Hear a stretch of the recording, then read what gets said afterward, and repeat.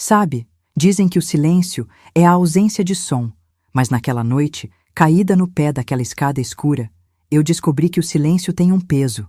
Ele esmaga. Eu estava ali, com o rosto colado no piso frio de ardósia do porão, sentindo um gosto metálico de sangue na boca e um zumbido que não parava dentro dos meus ouvidos. A dor física era um clarão que subia pela minha perna e explodia na minha coluna.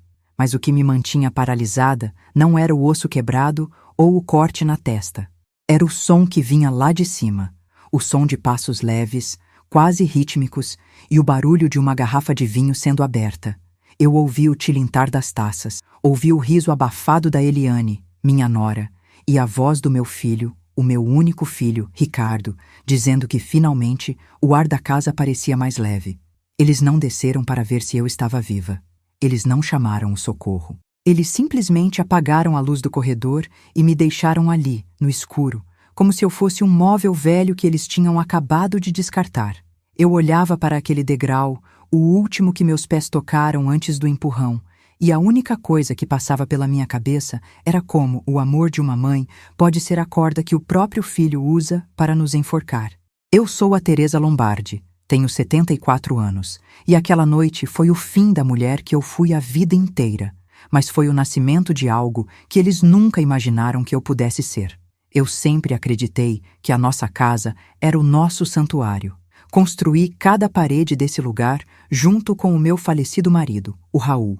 Foram décadas de trabalho, de economia, de mãos sujas de cimento e sonhos compartilhados. Quando o Raul partiu, há 5 anos, as paredes pareceram se afastar, e o silêncio se tornou meu único companheiro. Então, quando o Ricardo me procurou com aquele olhar de menino desamparado, dizendo que as coisas não estavam bem, que a empresa onde ele trabalhava tinha fechado, e que ele e a Eliane precisavam de um teto por apenas alguns meses, eu não pensei 2 vezes. Eu abri as portas, o coração e a despensa. Eu achei que estava sendo a salvadora da família, mas eu estava apenas colocando os lobos para dentro do curral. No começo, eram flores, cafés da manhã postos à mesa, elogios à minha comida, promessas de que logo eles estariam em um lugar próprio. Mas os meses viraram 1 ano e o tom de voz começou a mudar. As sugestões viraram ordens. A minha presença, que antes era o motivo de eles estarem ali, passou a ser um estorvo. Eu comecei a perceber olhares trocados por cima da mesa, conversas que paravam abruptamente quando eu entrava na sala, e o pior de tudo, o sumiço de papéis que eu guardava com a minha vida. Antes de eu te contar como eu saí daquele chão frio e o que aconteceu quando o sol nasceu, eu queria te pedir uma coisa. Se você, assim como eu, acredita que o respeito e a justiça são os pilares de qualquer família, ou se você já sentiu na pele a dor de ser subestimada por ter mais idade, se inscreva aqui no canal. Curta esse vídeo e compartilhe com as suas amigas, com as mulheres da sua vida. Muitas vezes a gente sofre em silêncio achando que está sozinha, mas não estamos. Comente aqui embaixo se você já passou por algo parecido ou se conhece alguém que precisou ser forte quando todos achavam que ela era frágil. A sua presença aqui me ajuda a continuar contando essas histórias que precisam ser ouvidas. Para vocês entenderem como eu cheguei ao ponto de ser empurrada pelo meu próprio sangue, eu preciso voltar um pouco no tempo. Eu nasci em uma época em que a mulher era criada para servir, para cuidar e, acima de tudo, para aguentar. Meus pais eram imigrantes que não tinham nada além da força de trabalho. Eu cresci vendo minha mãe lavar roupa para fora até as mãos ficarem em carne viva para que eu pudesse ter um par de sapatos novos para ir à escola. Eu aprendi o valor de cada centavo antes mesmo de aprender a ler direito. Quando conheci o Raul, eu era uma moça cheia de vida, mas já com uma casca grossa de responsabilidade. Nós dois éramos iguais. Trabalhamos em feira, carregamos caixa, economizamos o que era impossível economizar. O Ricardo nasceu quando já tínhamos uma estabilidade, e talvez esse tenha sido o nosso primeiro erro. Queríamos dar a ele tudo o que não tivemos. Queríamos que ele tivesse as mãos macias, que estudasse nas melhores escolas, que nunca soubesse o que era o ronco de uma barriga vazia. E ele teve. Ele teve tanto que acho que nunca entendeu o peso do que custava. O Raul sempre dizia que estávamos criando um príncipe, e eu sorria, orgulhosa. Eu via o Ricardo crescer e achava que cada conquista dele era uma vitória minha. Quando ele se formou, quando conseguiu o primeiro emprego em uma multinacional, eu senti que meu dever estava cumprido. Mas a vida tem formas estranhas de nos mostrar a realidade. O Ricardo sempre teve uma tendência a querer o caminho mais curto. Ele não queria construir, ele queria ter. E quando ele conheceu a Eliane, essa característica só se intensificou. Ela veio de uma família que tinha posses, mas que tinha perdido tudo por causa de má gestão e aparências. Ela tinha sede de luxo e uma pressa que me assustava. No começo, eu achei que era apenas ambição de jovem, algo que a maturidade curaria. Como eu estava enganada, a maturidade só deu a eles ferramentas mais sofisticadas para a maldade. Lembro-me de quando o Raul adoeceu. Foram 2 anos de luta contra um câncer que o consumia dia após dia. Naquela época, o Ricardo já estava casado e morando em um apartamento caro que nós ajudamos a comprar. Ele vinha visitar o pai uma vez por semana, passava 15 minutos e saía dizendo que tinha reuniões importantes. Eu ficava ali, trocando curativos, segurando a mão do meu marido nas noites de dor, e o Ricardo parecia um estranho visitando um hospital. Ele não se envolvia. Ele não queria ver o declínio, ele só queria saber se o seguro de vida estava em dia. Aquilo me doía, mas eu justificava para mim mesma. Ele é jovem, ele não sabe lidar com a morte. A gente sempre cria desculpas para quem ama, não é? A gente constrói castelos de justificativas para não ter que encarar o monstro que ajudou a alimentar. Depois que o Raul se foi, a casa ficou enorme. Cada canto tinha uma lembrança. A poltrona onde ele lia o jornal, o jardim que ele cuidava com tanto zelo, o cheiro do café que ele gostava. Eu me sentia perdida.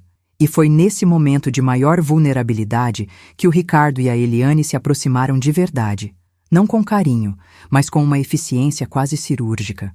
Eles começaram a dizer que eu não deveria morar sozinha, que era perigoso, que eu poderia cair, que eu poderia esquecer o gás ligado. Eles plantaram a semente do medo no meu coração, uma semente que eles mesmos regavam todos os dias com notícias de assaltos e acidentes domésticos.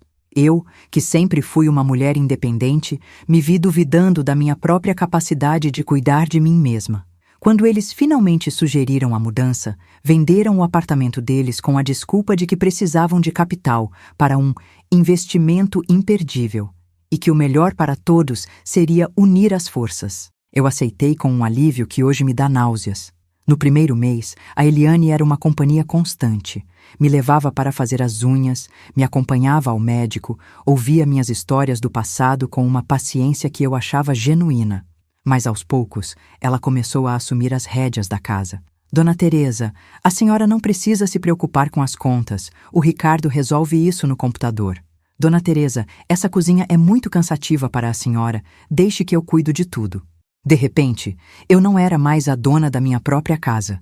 Eu era uma hóspede que estava sendo lentamente isolada no meu próprio quarto. A mudança de comportamento do Ricardo foi o que mais me quebrou. Ele parou de me chamar de mãe e passou a me tratar como um problema administrativo. Ele falava comigo sem olhar nos meus olhos, sempre focado no celular ou em papéis. E foi aí que os sumiços começaram. Primeiro foram algumas joias que eu não usava com frequência. Um anel de formatura que o Raul me deu, um par de brincos de pérola que era da minha avó. Quando perguntei, a Eliane disse com a maior naturalidade do mundo que eu devia ter guardado em outro lugar e esquecido. A idade chega para todos, Dona Teresa. A memória é a primeira a ir embora. Ela dizia com um sorrisinho de lado que gelava minha espinha. Ela estava tentando me convencer de que eu estava ficando louca.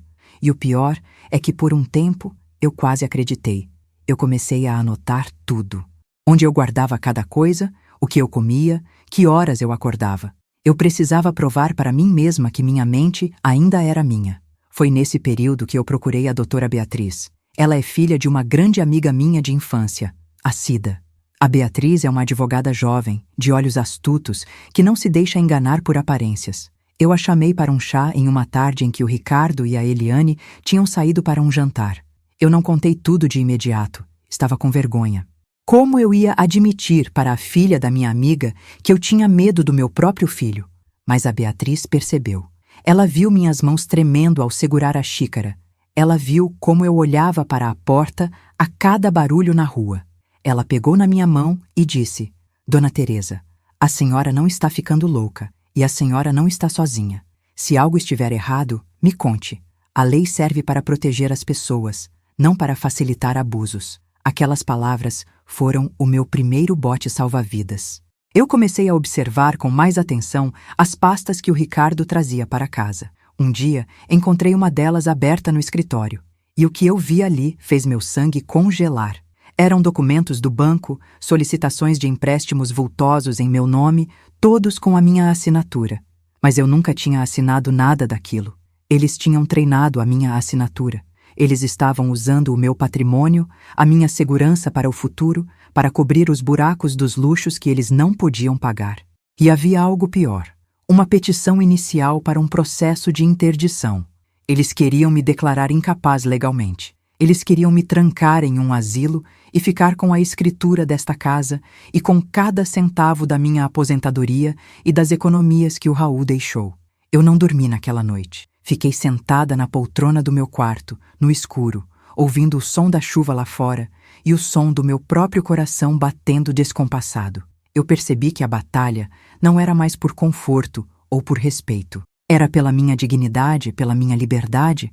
Eu liguei para a doutora Beatriz no dia seguinte, de um telefone público na padaria, porque eu já não confiava nem nas paredes da minha própria sala. Contei tudo. Ela me orientou a não mudar meu comportamento. Seja a Dona Teresa que eles acham que você é. Deixe que pensem que você está confusa, que você está frágil. Enquanto isso, eu vou levantar todas as movimentações bancárias e preparar a nossa defesa. E assim eu fiz. Por 2 semanas, eu vivi um teatro. Eu sorria para a Eliane. Eu fingia esquecer onde estavam as chaves. Eu aguentava as piadinhas maldosas sobre a minha velhice. Mas por dentro, eu estava montando um exército de provas. Até que chegamos àquela noite fatídica. A tensão na casa estava no limite. O Ricardo parecia nervoso, andava de um lado para o outro.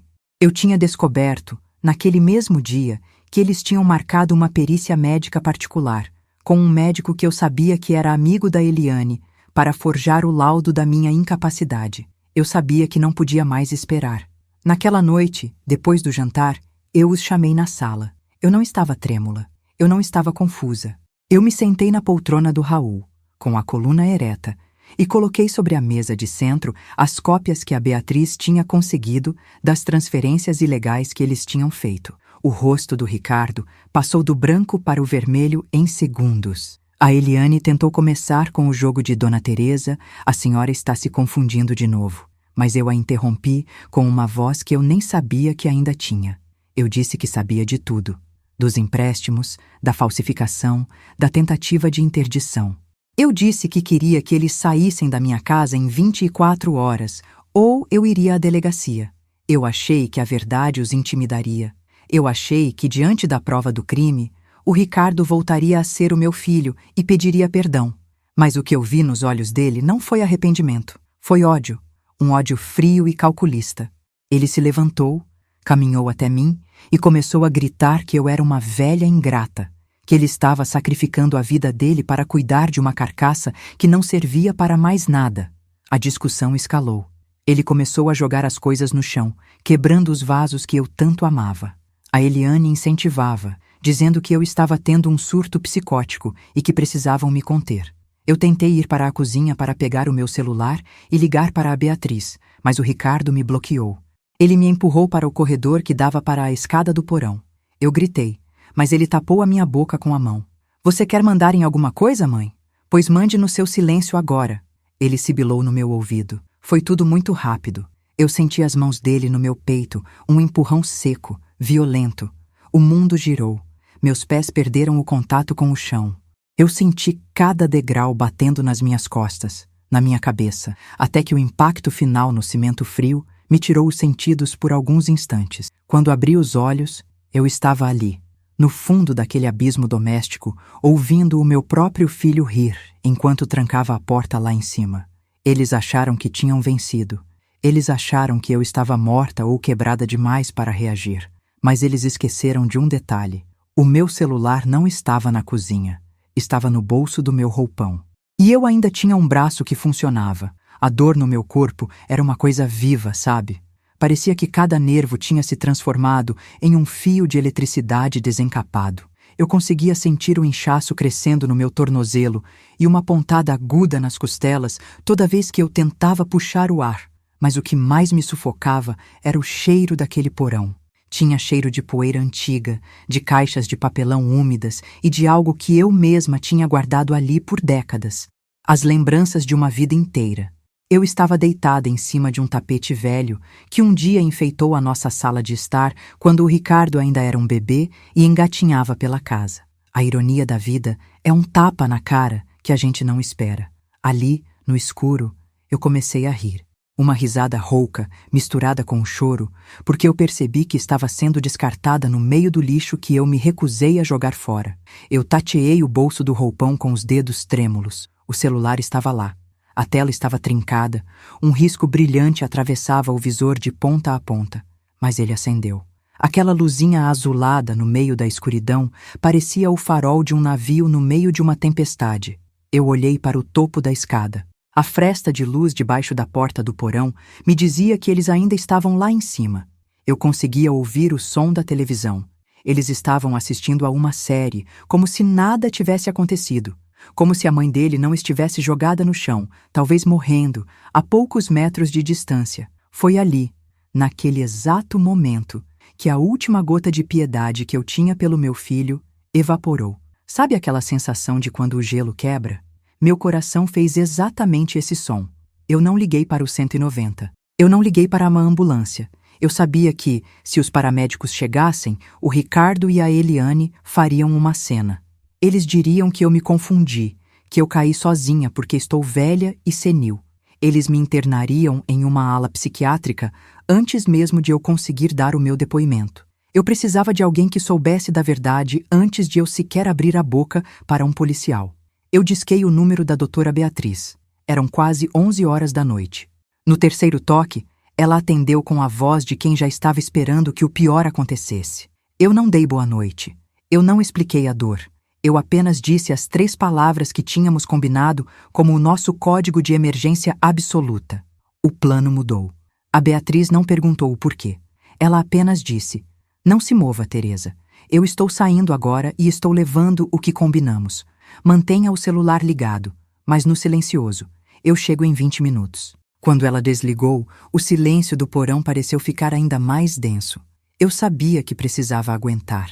Para passar o tempo, para não deixar a dor me levar para a inconsciência, eu comecei a forçar minha mente a voltar.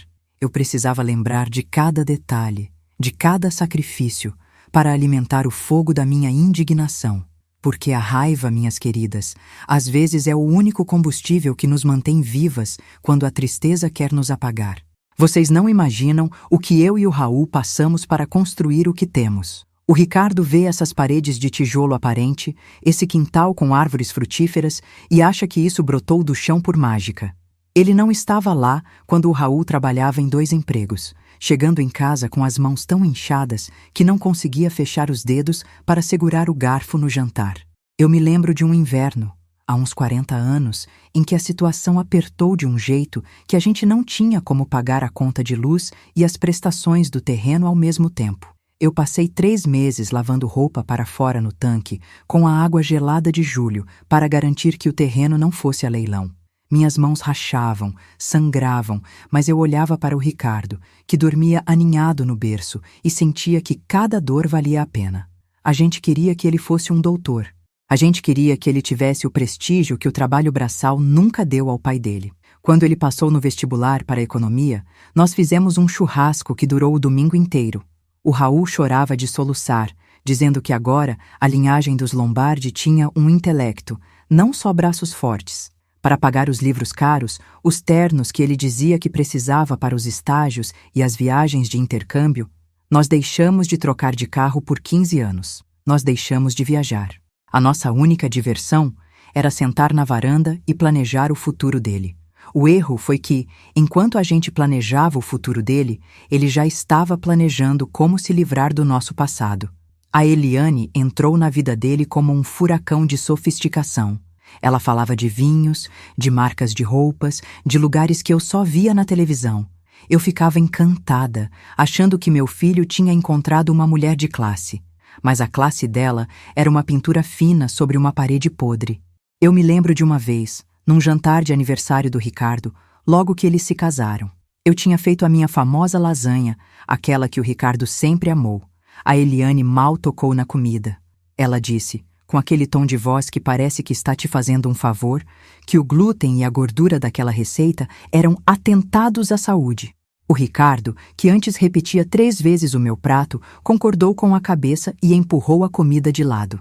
Foi a primeira vez que eu senti que estava perdendo o meu filho para um mundo onde o amor de mãe era considerado algo pesado e ultrapassado. Depois que eles se mudaram para cá, a convivência virou um campo minado. A Eliane começou a mudar os móveis de lugar sem me perguntar. Ela dizia que a casa estava carregada de energia velha. Um dia, eu cheguei da missa e vi que ela tinha jogado fora a coleção de discos de vinil do Raul. Eram discos raros, de óperas que ele ouvia aos domingos de manhã enquanto cuidava das roseiras. Eu gritei, eu chorei, eu disse que aquilo era a minha vida. O Ricardo só me olhou com um desprezo frio e disse: "Mãe, para de ser dramática."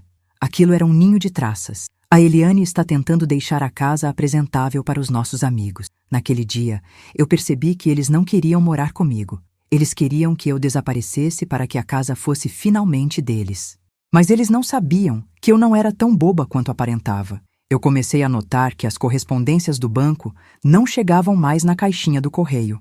Eu estranhei, porque eu sempre fui muito organizada com os meus extratos. Quando eu liguei para o gerente do banco, um rapaz novo que não me conhecia, ele disse que o meu curador já tinha retirado os documentos pessoalmente. Curador?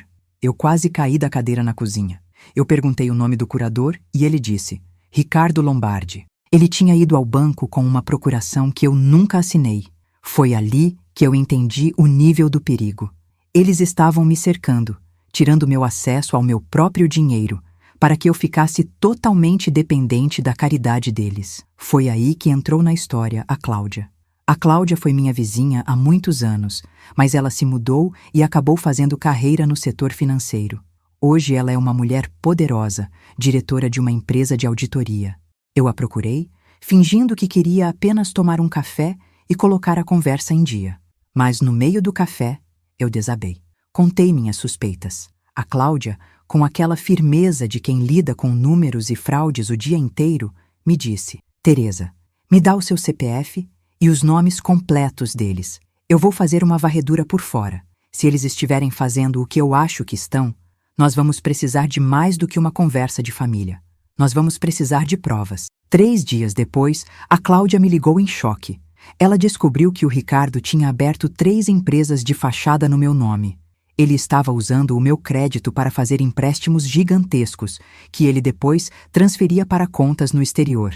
Ele estava me endividando até o pescoço e, ao mesmo tempo, criando um rastro de documentos que faziam parecer que eu estava gastando esse dinheiro compulsivamente. Ele está montando um caso de demência senil e gastos descontrolados contra você, Teresa, a Cláudia me avisou.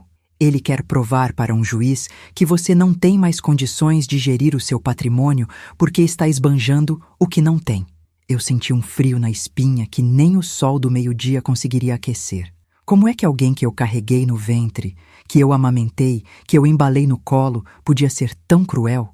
A Cláudia me apresentou a doutora Beatriz, e as duas viraram meus anjos da guarda. A Beatriz me explicou que precisávamos de uma prova de má-fé direta, algo que não fosse apenas papel, mas uma ação.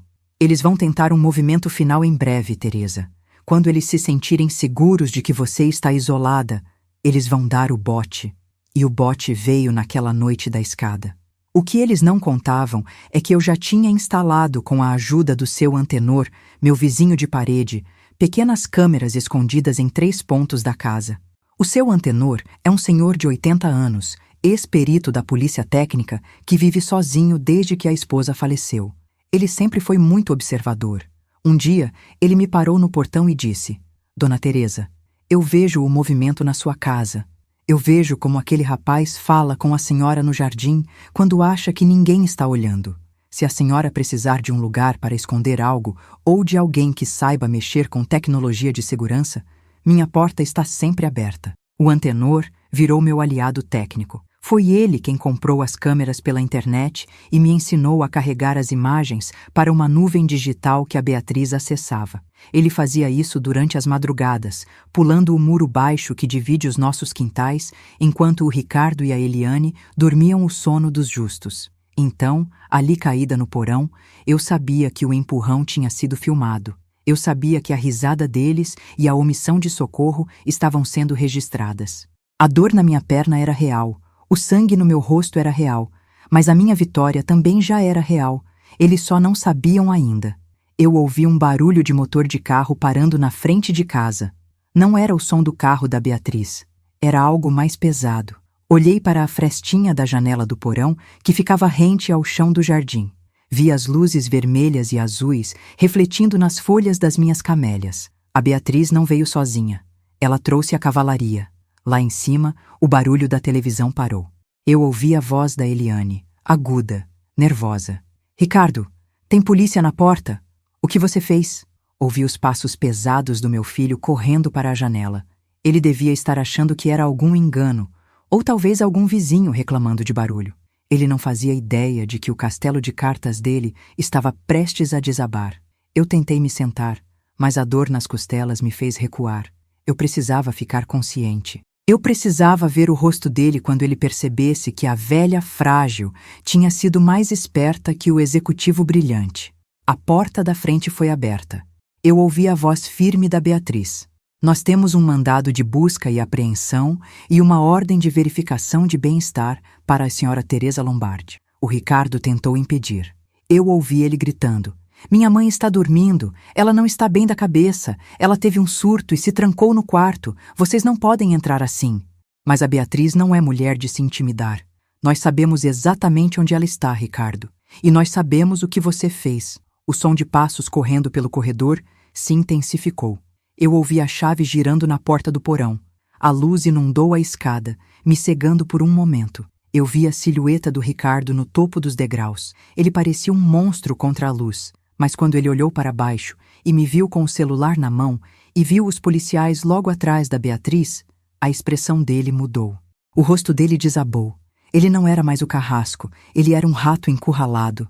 Mãe, ele começou a dizer, com aquela voz de choro falsa que ele usava quando era criança e quebrava algo valioso. Mãe, foi um acidente, eu juro. Eu tentei te segurar. Eu não respondi. Eu apenas olhei para a Beatriz, que descia as escadas correndo, seguida por 2 policiais e um paramédico. Ela se ajoelhou ao meu lado, ignorando a poeira e o mofo. Teresa, você está bem? Fala comigo. Eu olhei para ela, dei um sorriso fraco e entreguei o celular. Está tudo aqui, Beatriz. O empurrão, as conversas sobre o asilo, o riso deles, está tudo na nuvem. Os paramédicos começaram a trabalhar no meu corpo, colocando o colar cervical, imobilizando a minha perna. A dor era insuportável, mas o alívio de ver o Ricardo sendo algemado no topo daquela mesma escada de onde ele me jogou foi o melhor remédio que eu poderia receber. A Eliane estava histérica na sala. Eu conseguia ouvir os gritos dela, dizendo que a culpa era toda do Ricardo, que ela não sabia de nada, que ela era apenas uma esposa dedicada. É impressionante como o amor desses criminosos acaba rápido quando o camburão chega.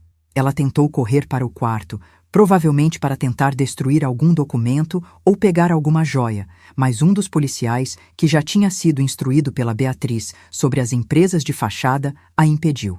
A senhora não vai a lugar nenhum, dona Eliane. Temos muito o que conversar sobre as assinaturas falsificadas nos contratos de empréstimo. Enquanto me levavam na maca, passando pela sala onde eu vivi os melhores anos da minha vida com o Raul, eu vi o estrago que eles tinham feito. Móveis quebrados, garrafas de vinho caras espalhadas, um rastro de destruição que simbolizava o que eles fizeram com a nossa família. Mas eu também vi o seu antenor parado na calçada, com o olhar sério e vigilante. Ele fez um sinal de positivo com a mão para mim. Ele tinha feito a parte dele. Ele tinha garantido que as câmeras estivessem operando até o último segundo. A viagem na ambulância foi um borrão de luzes e sirenes. Eu só pensava que aquela era a última vez que eu sairia daquela casa como uma vítima. Da próxima vez que eu cruzasse aquele portão, seria para retomar o que era meu. Mas o confronto estava longe de acabar. O Ricardo e a Eliane tinham advogados caros, pagos com o meu próprio dinheiro, e eles iam lutar sujo. Eles iam tentar usar a minha idade contra mim até o último minuto. O que eles não sabiam é que uma mulher que lavou roupa no gelo para construir um patrimônio não entrega os pontos por causa de um tornozelo quebrado. Eu estava apenas começando a cobrar a conta. A cama do hospital era desconfortável. Aquele cheiro de álcool e de limpeza excessiva parecia que queria entrar nos meus poros e apagar o cheiro da minha própria vida. Eu fiquei lá, olhando para o teto, vendo a luz branca do corredor passando por debaixo da porta, e a cada vez que uma enfermeira entrava para trocar o soro, eu fazia questão de dizer o dia, a hora e quem era o presidente do país. Eu não podia dar margem para dúvida. Eu precisava que cada prontuário médico daquela noite registrasse uma mulher lúcida, consciente e, apesar da dor, absolutamente no controle das suas faculdades mentais. O Ricardo tinha tentado plantar a semente da minha loucura, e eu ia usar aquele hospital como o meu primeiro tribunal. Eu pedia para ler os rótulos de cada remédio que me davam. Eu perguntava sobre a miligramagem, sobre os efeitos colaterais. Eu queria que eles vissem a Teresa Lombardi, que sempre foi a contadora da própria vida, a mulher que nunca deixou um centavo escapar sem saber para onde ia. A doutora Beatriz chegou logo cedo, com os olhos vermelhos de quem não tinha dormido, mas com uma pasta debaixo do braço que parecia pesar uma tonelada de justiça. Ela se sentou ao meu lado, pegou a minha mão, a que não estava com o acesso do soro, e respirou fundo. Ela me contou que o Ricardo e a Eliane tinham passado a noite na delegacia. Ele, tentando manter a pose de filho preocupado, dizendo que eu tive um episódio de agressividade e que ele tentou me conter para eu não me machucar. Mas a Eliane quebrou rápido. No momento em que o delegado mostrou os prints das conversas que a Cláudia tinha rastreado e as primeiras imagens da câmera do porão que o seu antenor tinha recuperado, ela começou a gritar que a ideia do empréstimo foi do Ricardo, que ela só queria uma vida melhor e que não tinha nada a ver com o acidente na escada. Eles se voltaram um contra o outro como dois bichos famintos. É triste ver que o amor que eles diziam ter um pelo outro era tão frágil quanto o respeito que tinham por mim. Mas para vocês entenderem a dimensão do que eles estavam fazendo, eu preciso contar o que a Beatriz e a Cláudia descobriram naquela madrugada. Não eram só alguns empréstimos. O Ricardo tinha criado uma rede de mentiras que envolvia até o meu plano de saúde. Ele tinha solicitado o cancelamento de procedimentos que eu precisaria no futuro, alegando que eu seria transferida para um cuidado domiciliar integral. Na verdade, ele estava limpando o caminho para que, quando eu fosse declarada incapaz, não houvesse nenhum contrato que o obrigasse a gastar comigo. Ele queria o lucro líquido da minha morte em vida. E o que mais me doeu, o que me fez chorar ali naquela cama de hospital, até o travesseiro ficar encharcado, foi descobrir que ele tinha colocado a casa à venda em um site de corretores de luxo, usando uma procuração com a minha assinatura falsificada. Ele estava vendendo o teto onde ele cresceu antes mesmo de eu estar fria. Sabe quando eu e o Raul compramos aquele terreno, o bairro nem tinha asfalto. A gente vinha para cá nos finais de semana, trazia marmita e ficava limpando o mato com as próprias mãos. Eu lembro da alegria do Raul quando a gente conseguiu comprar o primeiro milheiro de tijolos. Ele passava a mão neles como se fossem barras de ouro. A gente não tinha dinheiro para pagar pedreiro o tempo todo, então ele trabalhava durante a semana na fábrica e no sábado e domingo ele levantava as paredes. Eu carregava os baldes de massa. Eu, com a barriga crescendo do Ricardo, ajudando a assentar o alicerce do que eu achava que seria o nosso legado. Aquela casa tem o nosso suor em cada mistura de cimento. Ver que ele tratava aquilo como uma mercadoria descartável, como algo que ele podia trocar por um carro novo ou por uma viagem para o exterior, foi o que finalmente matou a mãe dentro de mim. Sobrou apenas a mulher que precisa sobreviver. A Beatriz me explicou que o processo agora seria longo. O Ricardo seria indiciado por tentativa de feminicídio, maus tratos a idoso e estelionato. A Eliane entraria como cúmplice e também responderia pelas fraudes financeiras. Mas havia um problema. O Ricardo tinha contratado um advogado desses que aparecem na televisão, um homem que vive de achar brechas na lei. Esse homem já estava alegando que as câmeras que o seu antenor instalou eram uma invasão de privacidade e que as provas poderiam ser anuladas. Eu olhei para a Beatriz e senti um medo gelado. E se eles saíssem impunes? E se a justiça achasse que um filho empurrar a mãe é só uma briga de família? Foi aí que a força daquelas 3 palavras que eu disse no telefone começou a fazer sentido. O plano mudou. Não era só para a Beatriz vir me buscar. Era o sinal para ela acionar a segunda parte da nossa estratégia, algo que a gente vinha cozinhando em segredo caso o pior acontecesse. Eu tinha autorizado a Beatriz a procurar a imprensa. Eu sabia que, num caso como o meu, se ficasse apenas dentro do tribunal, o dinheiro dele poderia falar mais alto. Mas se a história ganhasse as ruas, se as outras mães vissem o que estava acontecendo, o peso da opinião pública seria um muro que nem o melhor advogado do mundo conseguiria pular. Naquela tarde, enquanto eu ainda estava sob observação, uma equipe de reportagem de um grande jornal local foi até o hospital. Eu não queria aparecer como uma coitadinha. Eu pedi para a enfermeira me ajudar a pentear o cabelo, limpei o sangue seco que ainda tinha no canto da testa e me sentei na cama. Eu queria que as pessoas vissem a dignidade de uma mulher de 74 anos que foi traída, mas não vencida. Eu contei tudo. Contei dos empréstimos. Mostrei as marcas roxas nos meus braços de quando eles me seguravam com força para eu não sair de casa. E contei do riso deles enquanto eu estava caída no escuro. A entrevista foi curta, mas cada palavra que eu disse foi um prego no caixão da reputação que o Ricardo tanto prezava. Ele sempre quis ser o executivo de sucesso, o homem respeitado, pois agora ele seria conhecido como o homem que empurrou a própria mãe da escada por dinheiro. Enquanto isso, a Cláudia não parava. Ela conseguiu rastrear uma conta que o Ricardo tinha aberto no nome de uma tia distante minha, uma senhora que já tinha falecido há anos e de quem ele tinha conseguido os documentos em uma limpeza que fez no meu sótão. Nessa conta, havia quase R$800 mil. Era o dinheiro que ele estava desviando da empresa onde trabalhava e também as economias que ele tinha tirado de mim. O Ricardo não era só um filho ruim, ele era um criminoso profissional. A Cláudia entregou esse dossiê diretamente para os diretores da empresa dele. Naquela mesma tarde, ele foi demitido por justa causa, perdendo qualquer bônus ou indenização que pudesse usar para pagar sua fiança ou seus advogados. O cerco estava fechando e ele estava perdendo as ferramentas de ataque uma por uma. Mas a parte mais difícil ainda estava por vir: o reencontro. O juiz de custódia marcou a audiência para o dia seguinte. Eu ainda estava com muita dor, mas me recusei a participar por vídeo. Eu queria estar lá. Eu queria que o Ricardo tivesse que olhar nos meus olhos enquanto o juiz lia os crimes que ele cometeu. A doutora Beatriz tentou me convencer a ficar no hospital. Disse que era muito estresse para o meu coração. Mas eu disse a ela que o meu coração só ia sossegar quando eu visse a justiça sendo feita cara a cara. Eu sou uma Lombardi e a gente encara os nossos problemas de frente, mesmo que seja de cadeira de rodas e com gesso na perna. No dia da audiência, o fórum estava cheio. A notícia tinha se espalhado e havia um grupo de mulheres na porta com cartazes de apoio. Aquilo me deu uma força que eu não sabia que tinha. Quando eu entrei na sala, o silêncio foi absoluto. O Ricardo estava sentado do outro lado, com o advogado dele. Ele parecia menor. Aquela arrogância, aquele terno caro que ele usava para me humilhar na mesa de jantar, tudo parecia gasto, sujo. Quando ele me viu entrando na cadeira de rodas, ele tentou fazer uma cara de choro.